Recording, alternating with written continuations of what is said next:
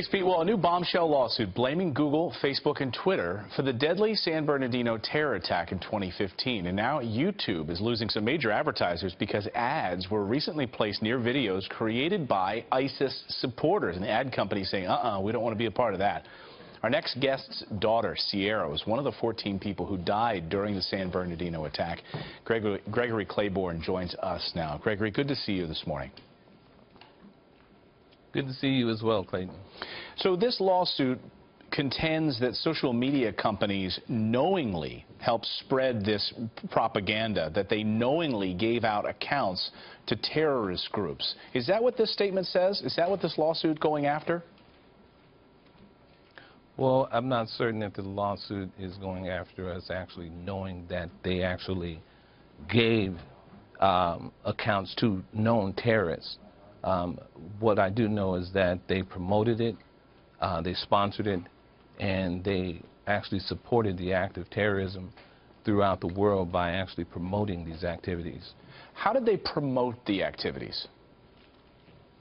Well, just like anybody else promotes anything on Facebook or any of the, social media outlets, they do it through funds being raised, sponsors. They pay advertisers pay to be on, so they, that's how they're actually funding these accounts, these actual activities. And basically the information that is, disseminated to the public and everybody watches this, you have training videos on how to kill and all these types of things and make bombs and so on and so forth. So yes, they're doing it. Do you think that social media has given rise to these lone wolves? They're not really lone wolves anymore. They're part of a community of people who are looking for radicalization. They're looking for a connection to somebody else in that community. Absolutely. That's the way that they communicate. I mean, they communicate in multiple different ways, and they're also funded, like I said before, through this process. Facebook released a statement on this saying our community standards make clear that there is no place on Facebook for groups that engage in terrorist activity or for content that expressly supports for such activity. What do you say about that statement from Facebook? Well, Facebook has the right to say whatever they would like to protect themselves. At the same time, they do a whole lot of things on Facebook that you wouldn't want your child to see, nor your mother or your father. At the same time, that they actually promote people being able to communicate and connect with one another and do all sorts of things. So they can say what they want. They use that platform in the way that they choose to. And Gregory, you don't want this to happen to any other family. Tell us about your daughter, Sierra.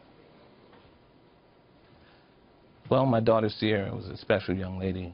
I love her dearly, and I always will.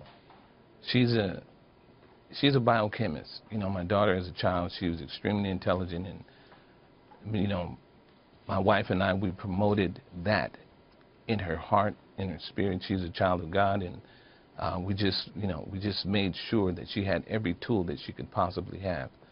I'm a very competitive person, so I instilled that in her desire to learn and be a blessing to others. That's who my daughter is, and we started the foundation in her honor, the Sierra Simone Sunshine CLAYBORN Foundation for Excellence. And what we helped her to do is get an education in biochemistry and sciences and medicine.